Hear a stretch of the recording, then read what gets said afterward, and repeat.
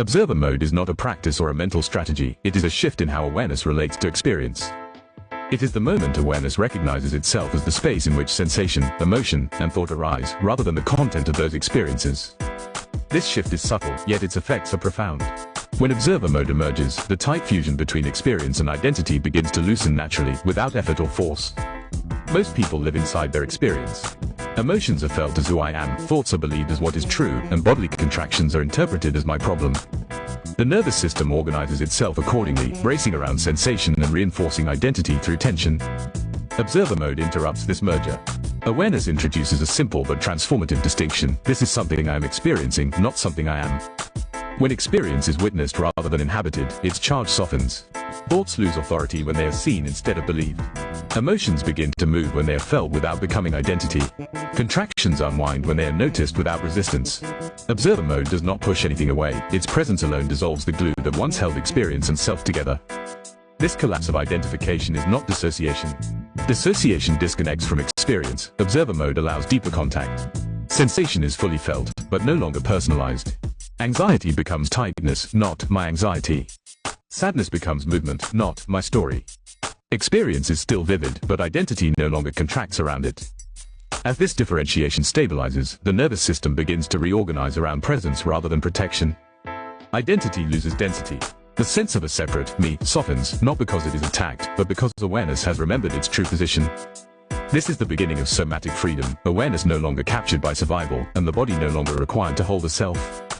As awareness deepens, the body begins to respond in ways that can appear similar on the surface yet arise from very different internal mechanisms. Understanding the difference between release, catharsis, opening, and relaxation helps clarify what is actually unfolding in the nervous system, without trying to control or accelerate the process. Somatic release is physiological. It is the body completing a survival response that was once interrupted by overwhelm. Trembling, softening, spontaneous breath changes, warmth, or tears may arise, not as emotional expression, but as resolution. Release occurs when awareness meets contraction without pressure, creating enough safety for the nervous system to let go of what it once had to hold for protection. Emotional catharsis, by contrast, is discharge. Intense crying, yelling, or dramatic expression can bring temporary relief, but it does not necessarily reorganize the nervous system or dissolve identification. Without awareness, catharsis may ventilate emotion while reinforcing the same underlying patterns that produced it.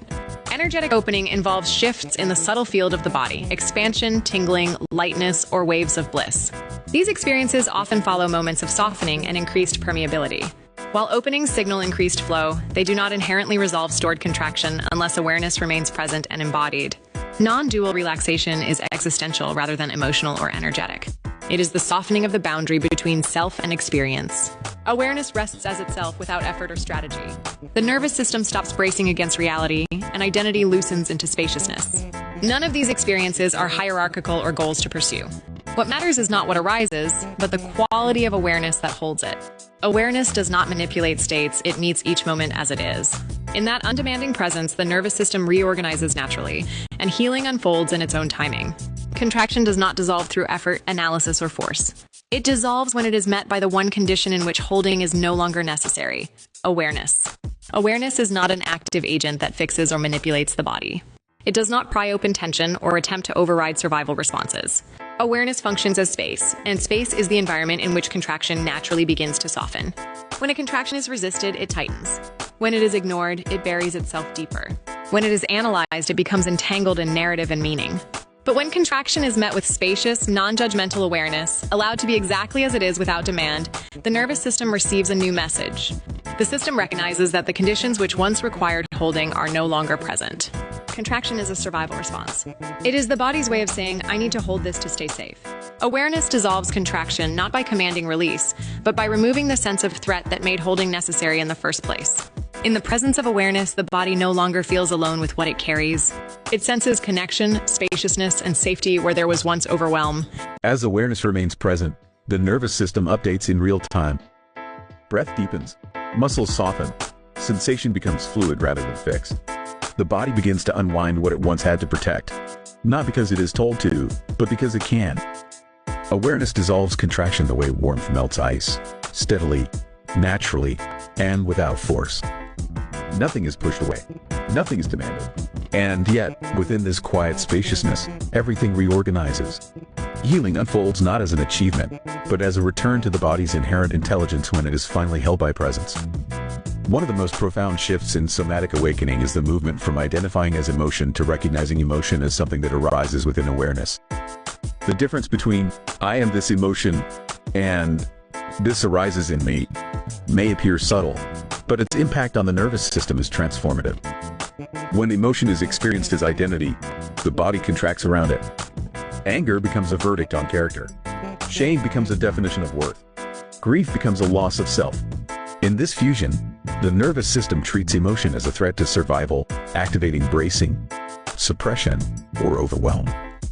Emotion is not simply felt, it is defended against or clung to, because it is mistaken for who one is. The shift begins when awareness remains present with emotion without merging into it. Instead of being anger, awareness notices anger. Instead of being sadness, awareness feels sadness moving through the body. This simple differentiation allows emotion to exist without demanding identity. The body no longer has to protect against the feeling, because the self is no longer at stake. As emotions are witnessed rather than inhabited, they regain their natural function: movement. Energy that was frozen in contraction begins to flow. Emotions rise, crest, and complete rather than looping endlessly. Shame becomes sensation, not a story. Grief becomes movement, not collapse. Anger becomes energy, not a flaw. This shift does not eliminate emotion, it liberates it. Awareness provides what was missing when emotional patterns first formed: presence. When emotions are allowed to arise in awareness rather than as identity, the nervous system relaxes, the body softens, and experience becomes workable. Awakening, from a somatic perspective, is not the absence of emotion, it is the end of identification with it. When emotions are no longer mistaken for self, the system reorganizes around openness, and freedom becomes lived rather than conceptual. Witnessing is not passive observation, it is one of the most powerful forces in somatic transformation. When awareness witnesses sensation, emotion, or thought without resistance or identification, it sends a fundamentally new signal to the nervous system. It communicates what was missing when contraction first formed. This experience is being met, and you are not alone with it. The nervous system is continuously oriented around a single question: am I safe? When experience is met unconsciously, the body answers through survival patterns: bracing, tightening, numbing, collapsing, or reacting. These responses are not chosen, they are reflexive. But when experience is witnessed, felt directly, seen clearly, and held in awareness without judgment, the nervous system receives a different answer. It detects presence instead of overwhelm, spaciousness instead of threat. This shift interrupts the survival loop. Awareness stepping into the moment prevents the body from running on autopilot. Fight, flight, freeze, and fawn responses begin to soften, not because they are suppressed, but because their original purpose is no longer required. The body starts updating its conclusions in real time. This sensation is tolerable. This emotion can move. This experience can be felt without harm. As witnessing stabilizes, physiological changes emerge organically. Breath deepens. Muscle tone softens. Sensation becomes fluid rather than fixed. Emotion rises and completes instead of being trapped in loops. Energy begins to move where freeze once held it. Witnessing reorganizes the nervous system because it restores connection. The body does not need experience to disappear, it needs to know it is safe to feel it now. As awareness remains present, the system recognizes that the danger is no longer occurring. The present moment replaces the past as the organizing reference point. Healing, from this perspective, is not something awareness does to the body. It is what happens when the body realizes it no longer has to protect itself from experience. Stillness, presence, and somatic coherence are not peak states or achievements. They are the body's natural condition when it is no longer organized around survival. As awareness stabilizes and witnessing becomes consistent, the nervous system begins to settle into a new baseline. This settling is not imposed, it emerges organically as vigilance softens and the need for protection diminishes. Stillness is not the absence of sensation or movement. It is the absence of internal conflict. Sensation continues to arise, emotion continues to move, and thought may still appear, but nothing inside is pushing against anything else. The body is no longer preparing for impact or scanning for threat. In this absence of resistance, stillness reveals itself as a lived physiological reality rather than a conceptual idea. Presence is the awareness that perceives this harmony. It is not something added to experience but what remains when the system stops bracing. In presence, sensation is welcomed rather than judged, emotion is allowed rather than managed, and the body no longer senses danger in being felt. Breath settles naturally. The heart field stabilizes. Attention rests without effort because there is nothing left to defend. Somatic coherence arises when the whole system begins to operate from this openness. The body is no longer fragmented across past memories or future anticipation. Breath, posture, emotion, and awareness move in alignment. The nervous system reorganizes around truth rather than survival, connection rather than protection. Coherence is not a climax, it is a return. It is what the body feels like when awareness becomes its default orientation. In this state, stillness gives rise to clarity, presence gives rise to compassion, and coherence gives rise to freedom. Awakening becomes lived, embodied, and sustainable, not as an escape from the body, but as the body's deepest remembering of wholeness.